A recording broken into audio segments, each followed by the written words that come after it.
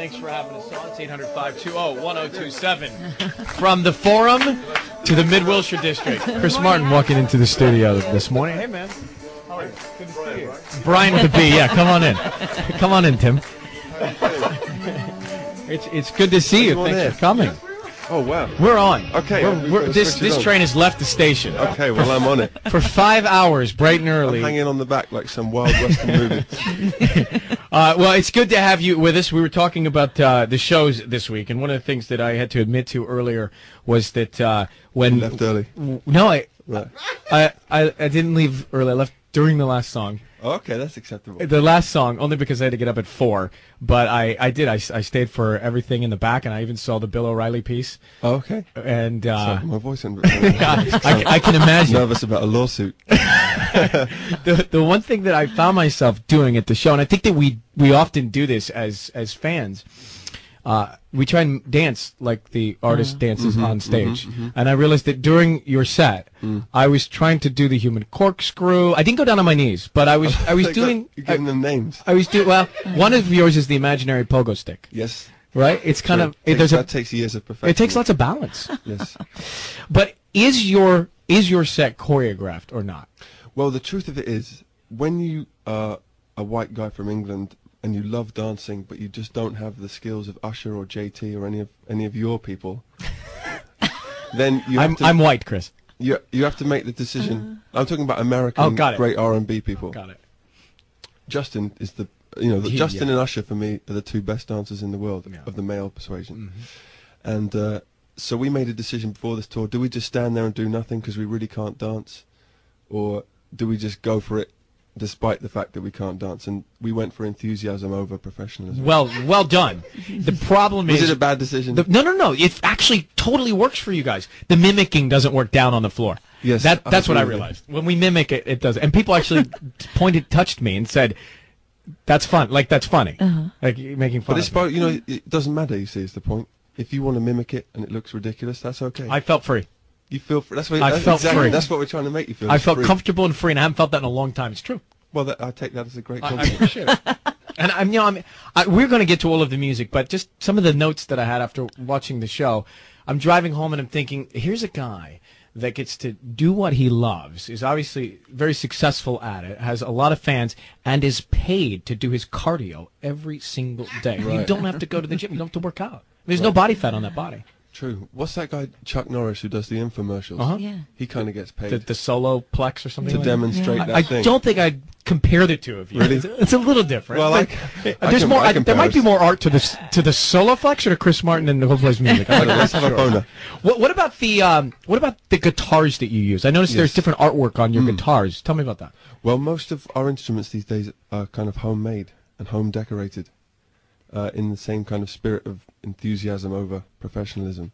So are they decorated by you guys or by kids? Well, actually, by us and by our this nice girl who works with us called Vicky, who used to paint film sets actually, and then she got ill and she had to change job, and she came to work with us. And then one day she said, "I'm going to start painting guitars for you." So we said, "Okay, great." And how many did you use during the show? I think we use about 906. May I ask a question? Please. I've never met anybody with their own engraved microphone before. What is the deal? And I've not spent this much time with the greatest band in the world. Well, they'll be here in a couple of months. They're called U2. Do you like it, or are you... Do you have your own one? No, I don't, but I'm not R.Seacrest. It was a gift. He's R.Seacrest, and it's a gold engraved with matching springs. Wow. As she laughs at me. It was a gift. You're so big time now since the first time we met. Do you remember? I do remember. It was in the Capitol Records, right? That's right. That's right. A long time ago. Well, it's not that I'm big time, Chris. It's just I keep saying yes, and I just get up early and I just do it until it's the end of the day because there really is no fallback plan. Yeah. Well, it's fantastic. That's what I'm saying. Well, thank you very much. We enjoy it over in England, where we're from. As we take the piss out of you. It's 8:10 in the morning, 10 minutes after 8 o'clock. We'll come back with Chris Martin, talk some more Coldplay. First, Lee's 8:30. Ellen, where are we going? A singer is told to lose the pierced eyebrow so she can start making big dollars, and I will tell you why at 8:30. Who is that? Well, you're going to find out. 20-minute tease, bro. I've got to wait 20 minutes.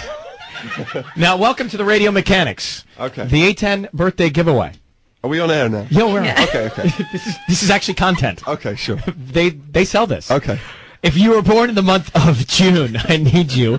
800-520-1027. Anybody born on any day in the month of June, 800-520-1027 at KISS FM. Caller 1, I'm going to give you $500. And then, because times are so tough and gas costs so much, we're going to go for $10,000 for you next. Hang on. It is Southgate. Alejandro Seacrest, how are you? I'm good. Good. Were you born in June? Yes, I was. I've got $500 for you. Oh, my God.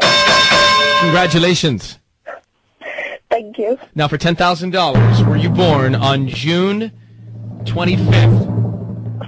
Oh, That sucks. June Well, 3rd. all right, that's okay. I'm going to send you the $500 nevertheless, all right? Oh, my God, thank you. Thank you so much for calling. Hang on. So Chris Martin is here That from was incredible. Coldplay. You can just give away. That's incredible. We just throw it out there like that. What was? Why did you miss out on the 10,000? Oh, you're going to try and forget the premise of this? The premise? No. Let me go deep. Okay, go deep. Let me go deep with you right now. We're going to go yard. Here's the deepness of that is, and it took me a while. And by the way, I thought to myself, I just want to evolve as a DJ, and I want to make a game that's like an unkept garden. Okay. And I thought the birthday giveaway. This is perfect. What we'll do is every day we'll give people a month. So Yeah. what month were you born in? I was born in June. Okay, so you would have just won $500 if you got through as caller 1. Mm-hmm. I don't think you were born in June though. I was born June 25th. Oh gosh, you would have won $10,000. Oh, I wish you told me. That would have been awesome. I was born in March. I can't pretend to you. I think I figured out your sense of humor. Although at times I go, really? Is that true? I wonder. I mean, there are times where it's kind of fun to be asked a question and then answer something with total deadpan sarcasm, and then have the interviewer go, "That's amazing," and they just nod. And sometimes they might not get the joke, right? No, always. Always they don't get the joke. No, always you get the joke. No, I try. It's work. You have to really, with you guys. But now going back to what I said about the unkept garden, there was I think a comment sort of like that you made about this new album. What was the premise when you guys started to put these songs together? Well, the premise was to try and do everything as much as a little group of people, and not as a big corporate rock band. And which sounds a bit cheesy, but it's really true.